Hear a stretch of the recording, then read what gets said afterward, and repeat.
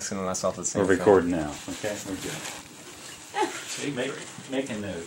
Okay. Yeah, that's my note. Sam was not the AV man in school, was he? Okay, again, all these different products we're promoting for heating season. We're right in the middle, we're right at the beginning of heating season now. We had a couple days, not a lot of heating going on, but it's just going to continue to get worse and worse as we go into the winter months. So every facility has a heating system. Okay, there's common types of heat in our industry. We use the steam to heat with, hot water to heat with. We have gas-fired hot air units. We have electric units, and there is some solar out there. We don't see too much solar in our area here, but there is some out there. So just want to go over a typical heating season in a process plant. So we have a process plant, and let's say it's making chain and cable, or if it's making food processing plant. They'll have a boiler. They'll have some type of process where they're heating water up. Maybe they're heating some type of plating tank to heat this up. But they have this steam in the plant. They might have a kettle here. Maybe they're cooking some apples or something in there. But they have steam in the plant. Okay, so why not use that steam for heat? So you'll see come off that same header. You'll see like a little Modine heater in the ceiling there. And they're using that steam to heat because they already have the boiler there. They're already producing steam, so it's the easiest way to heat. And steam by far is the best way to heat for your money. You get more BTUs out of steam. You do hot water or forced hot air or anything. So if they already have steam boiler in the plant, they probably have steam heating units in there. So just look at that. Could be a Modine heater. They could have some big coils up on the roof that they're running steam through too to heat with. A lot of places do that. So that's just like a typical one we see. Now, we take a look at this. This is just a drawing I found. It's not the best of drawing, but it's the best one I could find. So let's just say we have a university or we have a hospital that's heating with steam. So we have our boiler, and we're taking that boiler and putting steam into here, and we're using this heat exchanger here. We're going to heat the hot water, the water and air, with hot water to steam. We're going to take it, if you follow these lines coming through, because now the heat exchanger goes up into this is a big makeup unit here, okay? This you'll see like up in the ceiling or something like that. So they're going to put steam through there. They're going to blow air through this, across these steam coils, okay? It's going to heat that up, and you're going to force hot air through there, okay? So that's it. That's how they use steam through that. So with these heating coils, now we'll go through it a little bit more later, but these heating coils can break. If they freeze up, that's a bad thing. If a lot of them freeze up, sometimes these are up on the roof, sometimes they're close to the roof where they can freeze up. So with this system, you need a circulating pump, which we'll go over a little bit later. You're going to need a heat exchanger to heat up. You're going to need balancing valves, obviously the steam coil. So let's just say we have two air handlers, like in the picture here. So we run steam to both of them. But we want to kind of balance that out, and maybe one area of the heat exchanger is going, the room isn't as big or as many rooms. So we can take that balancing valve and adjust that balancing valve to adjust how much flow of water or steam is going through there. So now with this, this could just be a hot water system too, and we're just pumping hot water through here. You'll see that in a lot of different colleges and everything, where they just use hot water to pump through there instead of the steam. So it's a typical unit. Also with this unit, you see over here, well, Jim, what's this chilled water? You have a chilled water system, so the same system we're using for heating, if we're running water through there, we use that same system to cool. We just run it now through our chilled water and through our chiller here, and we can run cold water through there and blow the air across the cold water, and that's what cools it down. Okay. Now, sometimes they have, you can run through cold water and chill it down. Sometimes they have air conditioning coils in here to cool that down then too. So, any questions? Okay, we take a look at obviously if we're circulating water around, we're heating the water up, we want to circulate around those coils, we need circulating pumps. So any place that's heating with hot water has to have a circulating pump, okay? So here's some of the name brands: Bell & Gossett, Taco, Armstrong, Welo, Grundfos. You're going to see these names out here. Obviously the red's going to be either Armstrong or Bell & Gossett. The green's probably going to be a Taco pump. And there's some other different name brands. Bell & Gossett can also be a gold color too. So every place that's heating with hot water has to have a circulating pump. Okay, so that's one thing we look for to sell. Okay. Also, anybody that's heating with hot water, they should have balancing valves on there. Again, if they're circulating with hot water, let's say this one unit, there's 3 rooms in this one unit, and there's 2 rooms on this. Well, they're going to take different flow of water going through there for heating. So you take the balancing valve, and I do have a sample of a balancing valve right here. You can pass this around. There's actually a handle on this balancing valve, and you can adjust this to flow going through here. There's test ports on here to see the pressure differential, and there's a spec that it should be. So you can pass that balancing around and take a look at that. Obviously, they're just dialing in how much flow is going to through that coil to get the right flow through there. Because too much, it's going to be too hot or too cold. So you kind of have to adjust that with the amount of CFMs that's coming across that coil. So that's what balancing valves are used. So most of them you're going to have, again, Bell & Gossett, Thorne Anderson, Red White, Nipco, Watts, Armstrong, Zurich, or some of the bigger names in balancing valves. Also, this is a typical large commercial mechanical room. For those of you guys that are inside or not in outside sales, we see this a lot. We'll go into a mechanical room, and there's a lot of things in this room we can sell. Now, okay, we're talking mechanical room. Okay, let's say we're at a university or a hospital.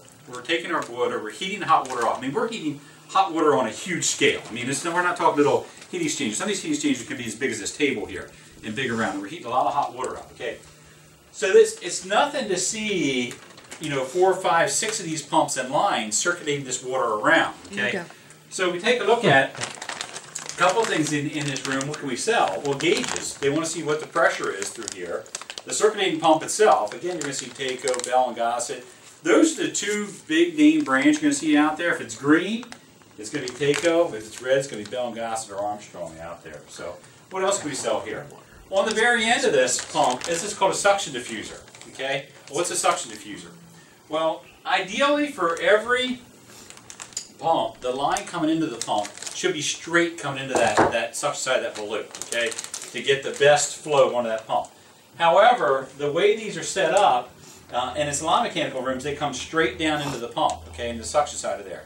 The turbulence and the velocities that comes through there will really rip the pump up and it'll cavitate. So the suction diffuser on the end, there's different vanes on there and breaks up that velocity and the turbulence on there, and then it won't get airbound and won't cavitate in the pump. So that's what a suction diffuser is. You always see that on the front of the pump. It just looks like a weird T, but it's all kinds of vanes. So again, the big ones on there are going to be Bell & Gossett and Taco. So now, do these ever wear out? After years, they do. If the velocity gets through there, they can wear them out. So I've replaced a couple of those. So, okay, so I don't know if you ever heard the term triple duty valve. Basically, it's like a balancing valve.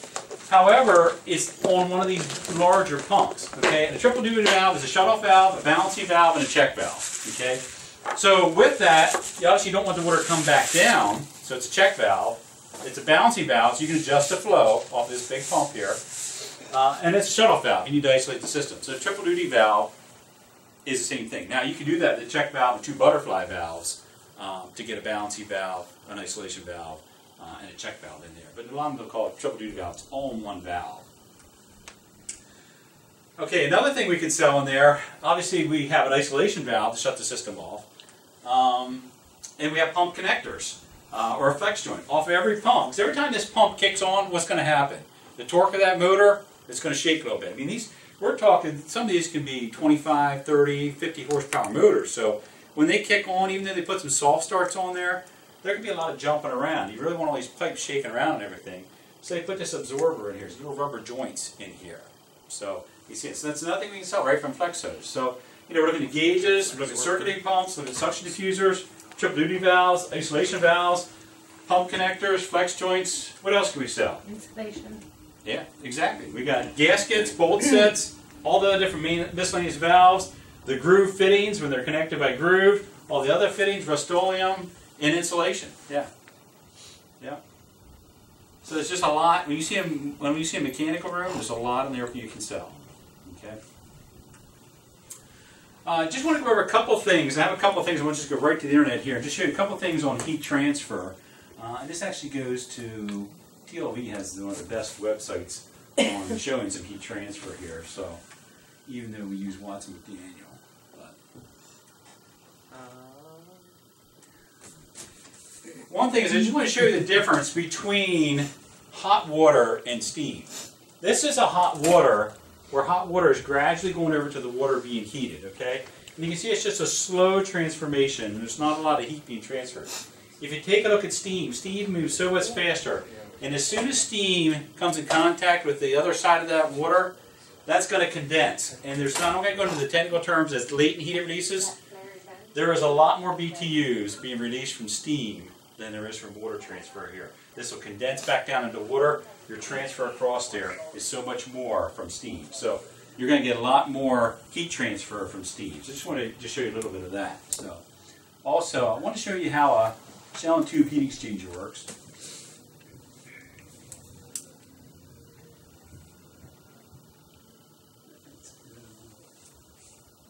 Okay, so if we're heating with steam, we have steam coming in here. Okay, steam fills this whole chamber, all in the pink there. Okay, we have our cold water coming into green, and that stays in the tubes, in the tube bundles. Okay, now on the other side of that tube bundle, that steam is right up against those tubes. The steam and water don't mix, but they're on either side of that tube. Okay, so both of them are isolated. As the cold water comes through here, it heats up and it goes out as hot water. Okay, so it's inside that tube bundle. Now you can see these little droplets of water coming off here. That's a steam condensant. Okay, so as it absorbs, this cold water absorbs that heat.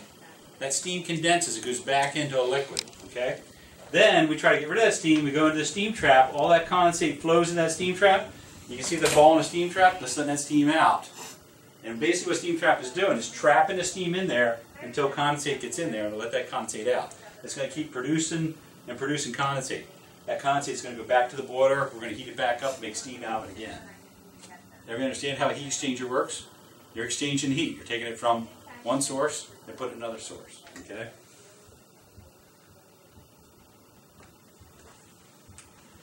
Okay, here's a little bit of a picture of a shell and tube heat exchanger.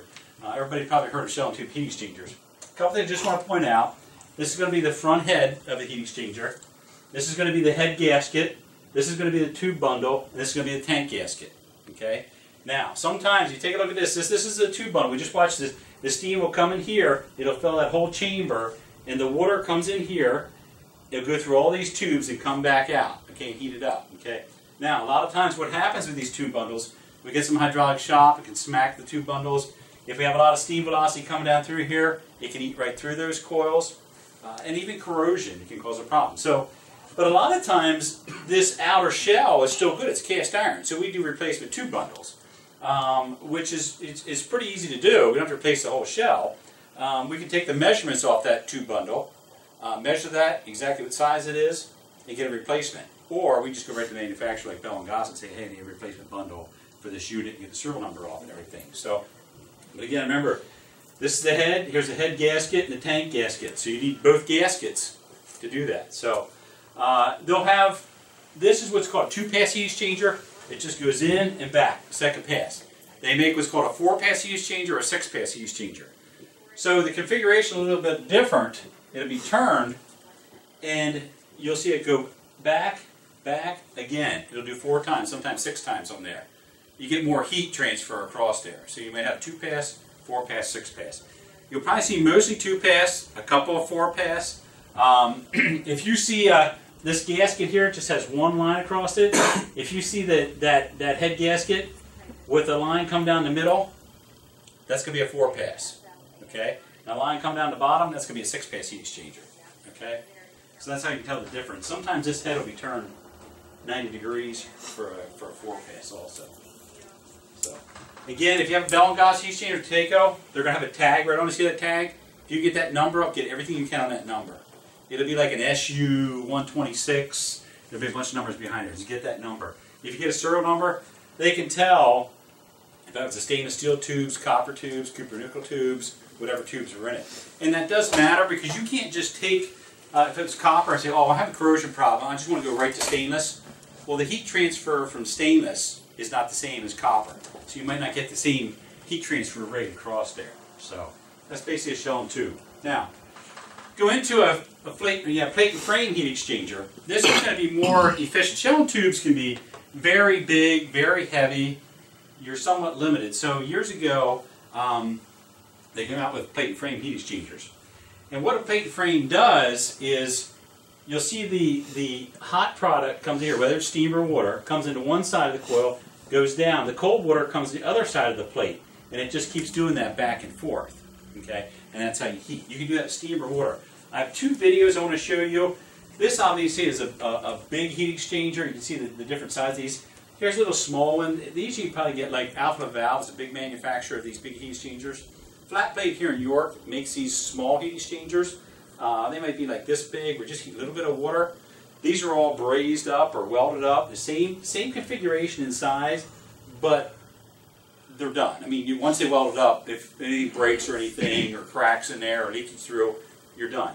With these, if a gasket leaks, something like that, you can take it apart and repair that. So and what exactly does that do, the heat exchanger? That's a plate frame heat exchanger. I'm going to show you in a video exactly what it does, but there's going to be water on one side of the plate, cold water, and it can be steam or it can be hot water on the other side of the plate.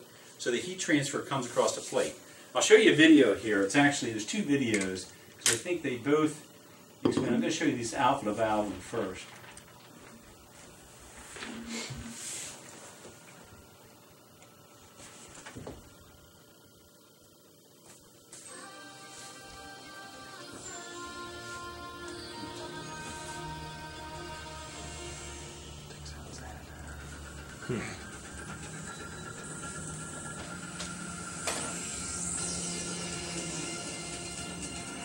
Now, if you wonder why these bolts are so long here, let's say I wanted to add to my capacity, all of a sudden I need to heat more, they can add more plates to that heat exchanger to make it, you know, say I want to increase my capacity, they can add more plates. See how the water will flow through all those grooves in that plate there? Then there's hot water or steam on the opposite side of that. Look at the intense video.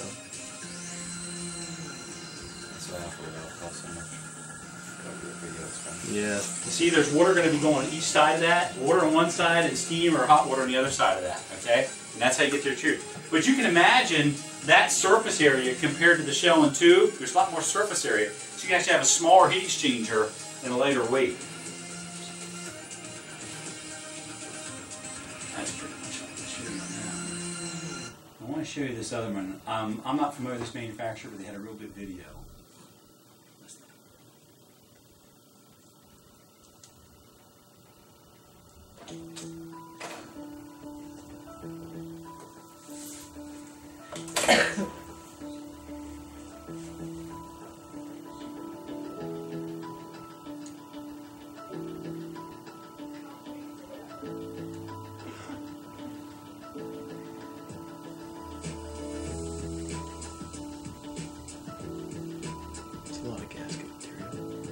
So they can pretty much build these customized. Now watch this come in through here. Does anybody notice any difference here? What just happened there? You turned it upside down. And that's how you get the opposite plate. If you watch the gaskets, then the flow will be different, and that's how they get the flow on either sides. All these, if you look at these, they're going to have all different designs depending on which is the best heat transfer, so they're not going to all look the same. So, and obviously, if you get, let's say we're heating something that might be a little bit thicker apple juice or something like that than water, you might have to have a little different configuration in the heat exchanger then so it doesn't clog up. But you can add more plates, take away plates to change your capacity. Now, one thing you want to make sure is they're putting all these plates in here. We had this problem with a heat exchanger flat plate, not a flat plate, but a plate frame, and it was leaking. It kept going through gaskets, going through gaskets, going through gaskets. And said, well, what's going on there? Overpressurized, whatever. Here they found out they didn't have these bolts torqued right, and the measurement, there's a certain measurement from there to there. That measurement wasn't right, and it wasn't clamped down tight enough, and they were blowing gaskets out.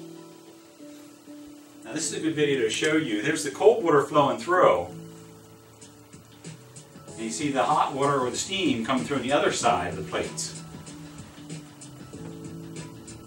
Now you can see the heat transfer. Every other plate is going to have hot water, cold water. So you can imagine how much heat transfer surface area you're getting across that whole heat exchanger all the way back through. And again, like I said before, if you need a little more capacity, I can add 5 more plates. You get a lot more heat, surface area. Do we have somebody that can actually go in and explain to them how many plates they need and so forth and so on? We can have it engineered, yes. We can contact Alpha Valve, will engineer that for us if we have a heat exchanger like that.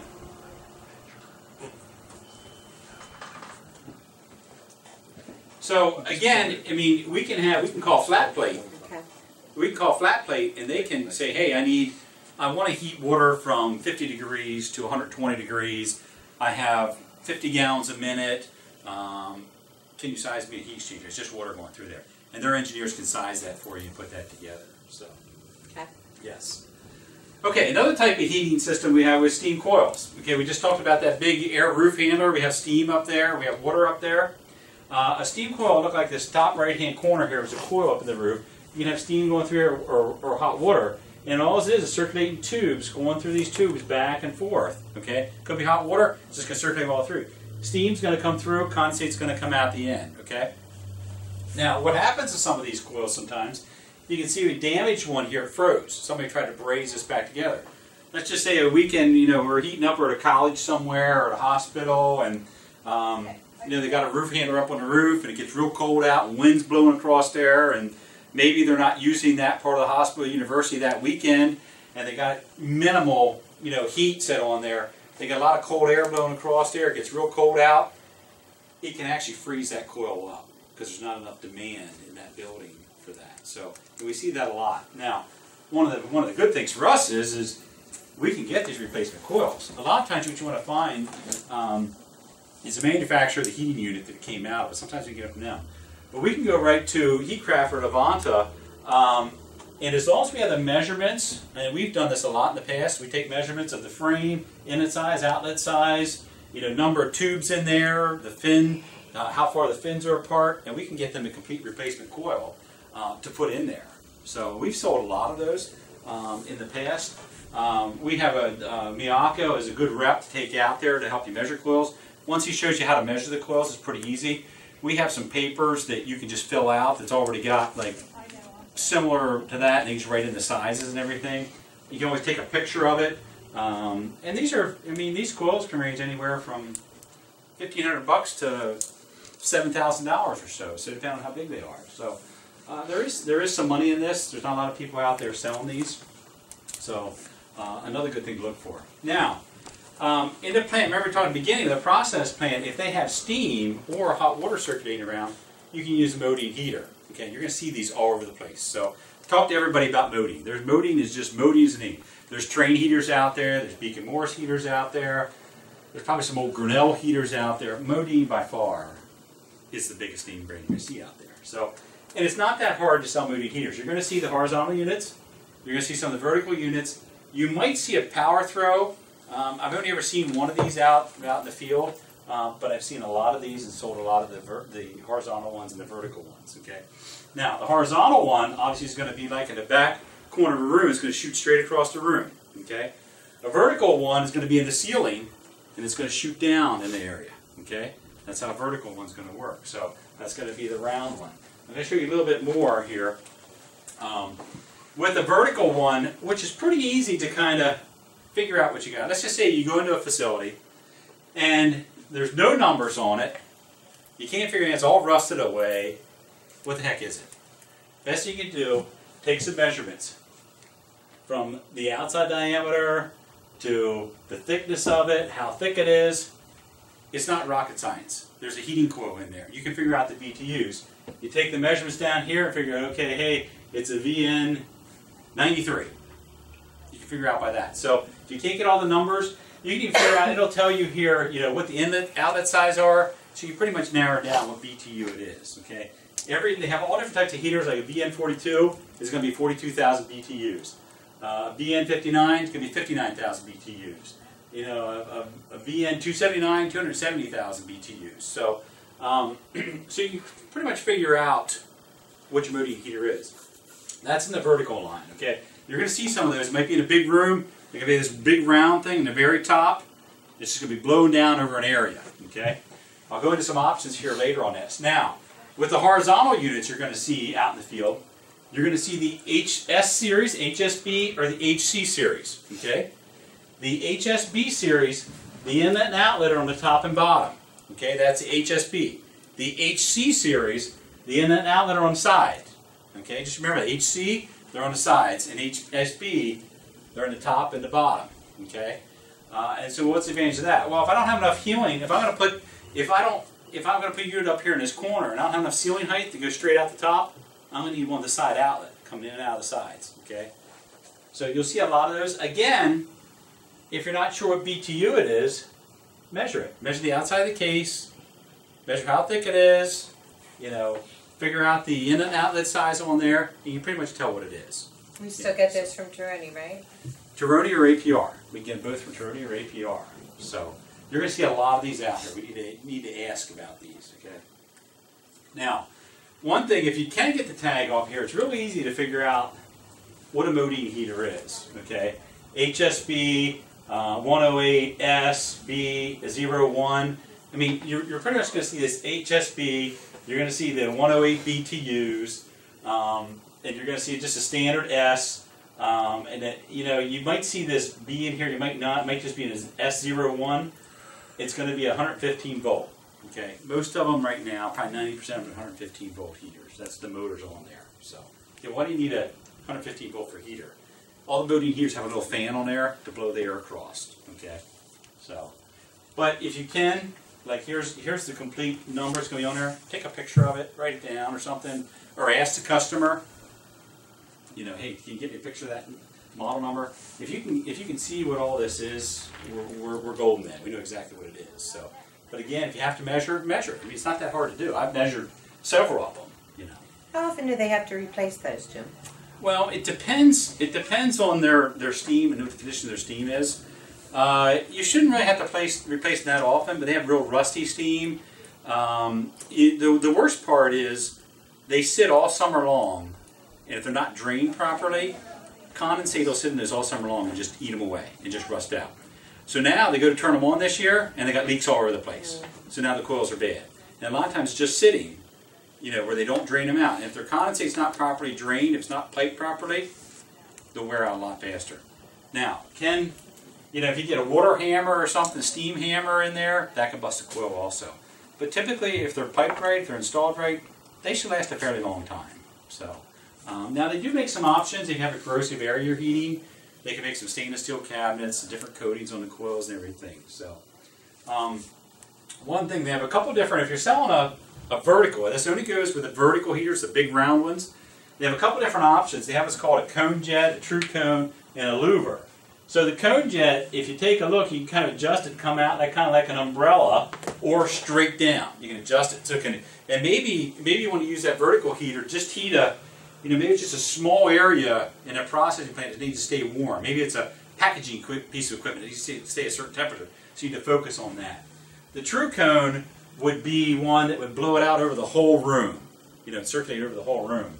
And then you can go with a one-way or two-way louver. Let's say you just want to blow it off to one side of the room, or you want to blow it off and not hit directly down the middle. So if you are selling a vertical unit, the big round ones, because if you don't, it's just going to blow straight kind of down, you know, not. But if you sell one of these true cones on here, it'll evenly disperse the heat. Now, they might be a couple $100 for one of these adapters to put on there. So, but you want to ask, because you might get the sale.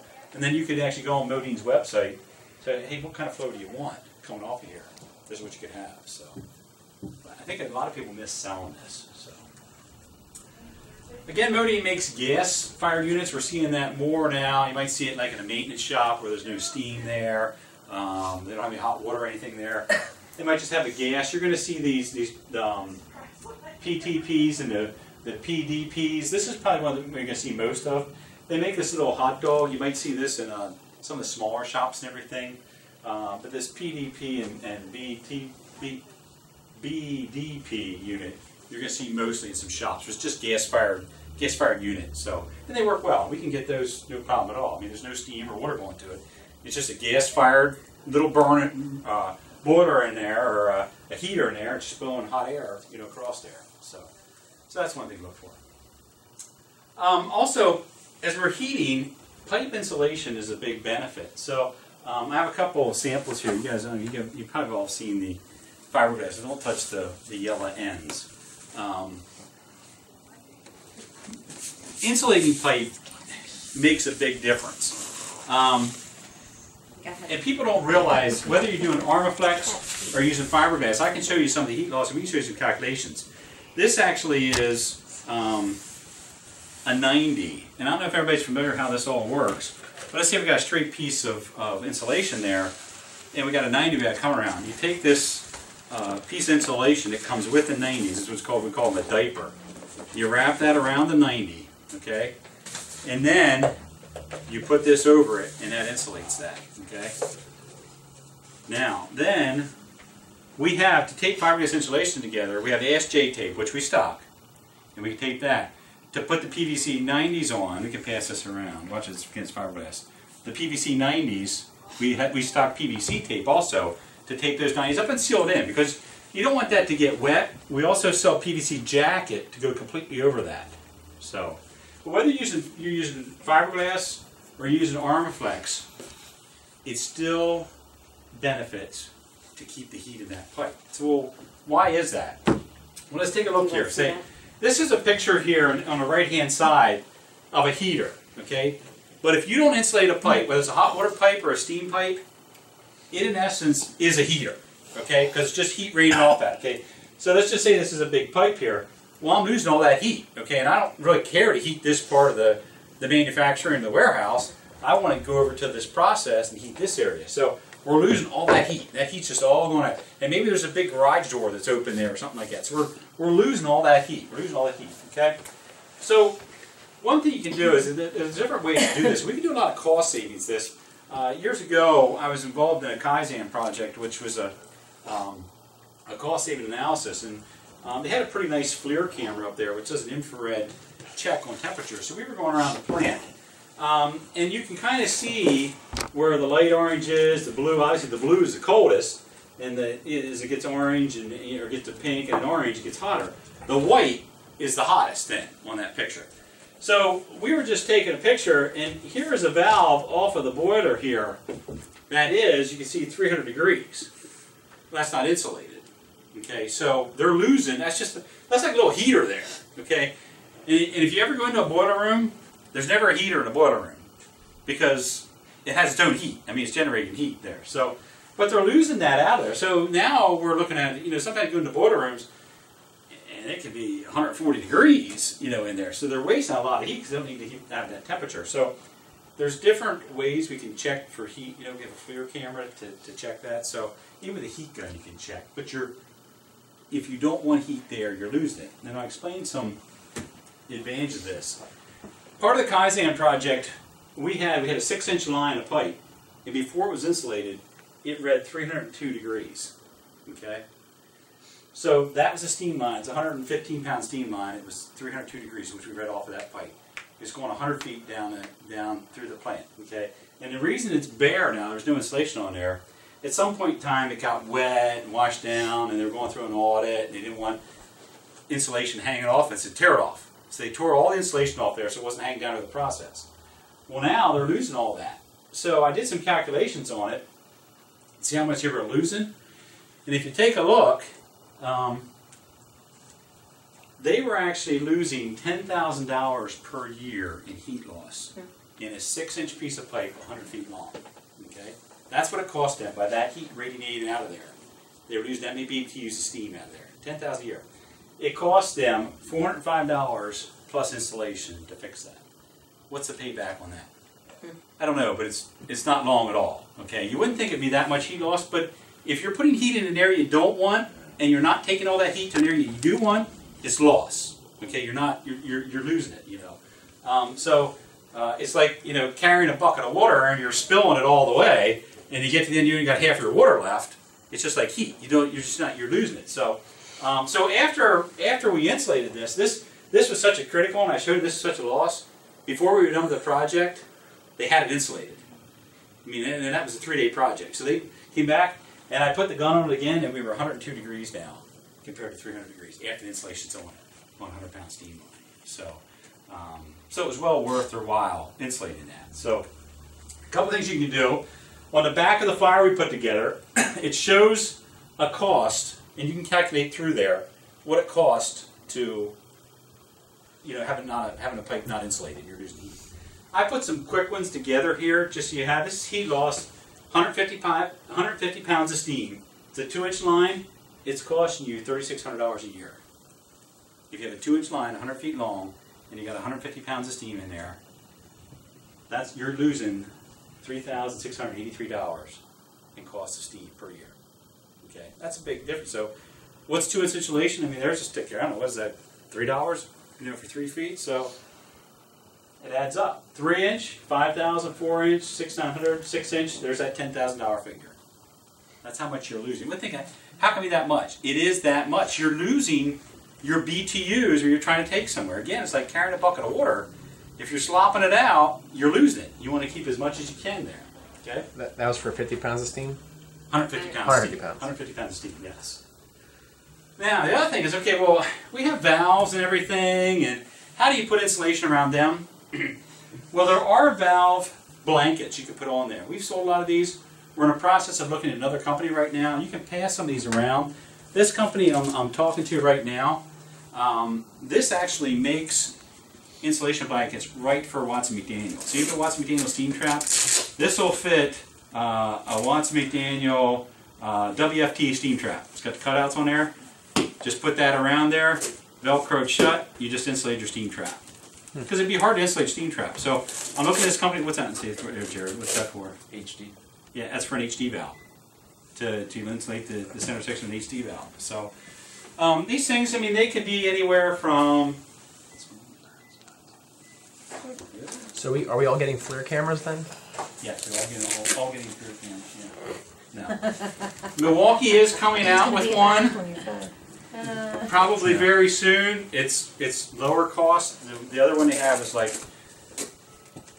$2,000. The Milwaukee one. The one I was using on that audit was a $10,000 camera. So that was a pretty nice. I sold them my last job, and we sold them. You done with it? I think I was telling you guys, I sold them to Baltimore County Police, and they shoot them across the harbor at night to see people Walking going around across the water and things, and they were $9,000.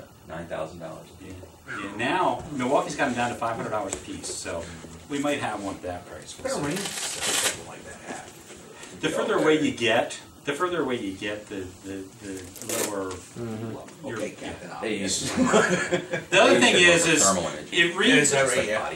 It also reads off of the more matte finish it is, the better it reads. Really? If it's a Yeah. shiny stainless steel, it's not gonna read as good as those. So you got to work with that. But you can see if you get into, there's a good picture of a valve cover. The other thing is that if I go and insulate that, and it's been done before, but you have guys, installation companies, where they'll take a big piece of 8-inch insulation and put over that valve, tape it off, it all looks nice. Yeah, well, 2 years from now, that valve goes bad. What's the maintenance guy do? He gets his utility knife out, cuts that all off there, rips it apart, does it ever go back on? No. If I do a blanket like this, they have snaps or straps, comes off, you put it to the side, you can put it back on, it's good to go. So these are something we really need to sell. There's huge advantage, and there's cost savings advantage there, and we can show you. This company here, one we're looking at right now, they'll do evaluations and show you what the cost is, how much it costs. So we can do those one-on-one to say, hey, a 1-inch FTT trap costs you, $500 a year to not have it insulated. That is a lot of heat coming off of that, Costs isn't it? going off of that.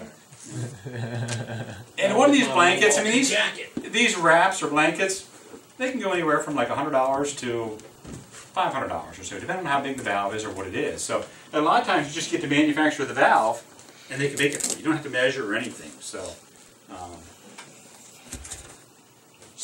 how many different heating products can we supply? How many different ones? What do we talk about? Quite a few. There's a lot there, isn't it? Just in heating? A lot there. One other thing that I just want to talk a little bit about was on heat exchangers in any hot water season, or hot water system, you have water in there, you're going to need an air vent on there. We stock this Bell & Gossett air vent, and all that does is the water will float in there. If any air comes in there, it'll let the air out. That's the same thing there. Now also, on a heat exchanger, as the steam condenses, it'll create a vacuum. So a heat exchanger is going to need a vacuum breaker too. We stock the Watson McDaniel vacuum breaker also. That's what a vacuum breaker looks like. So sometimes you look that up, you see what is a vacuum breaker? What does an automatic air vent look like? So we have those in stock, and there's different sizes. So, any questions? Cost idea on that. $100 to $500. Yeah, that's that one right I there. wasn't listening to Jim. That's probably, I know. That's probably, you're looking at probably, I'm going to say for that, probably $100, $125. Really? Yeah. But the cost savings, the payback on it is probably less than a year, you know, on that. So now I am going to flex and just wrap it around it, and just duct tape it. I'm a sheet. I am going to put it. I put a list together, kind of with Modi. We go to APR Taroni, Bell and Goss at RD Bitzer, Takeo we go to Taroni, Armstrong we go to Blanket Equipment, Heatcraft Nirvana we go to Miyako Associates, Flexos obviously go to Flexos, IMC we go to IMC, Watts McDaniel we go to Watts McDaniel and Traris.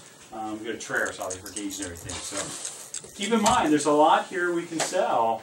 And one thing we missed a boat on, huge, is insulation. Just ask, I mean, they're working on insulation, putting new lines in. Ask me to say, I don't care if it's Armaflex or if it's, you know, fiberglass. Insulation's out there, and we can make some good money on insulation. So keep that in mind. So, any questions, comments? Everybody understand any questions on heating systems, or no comments? That's it. Okay.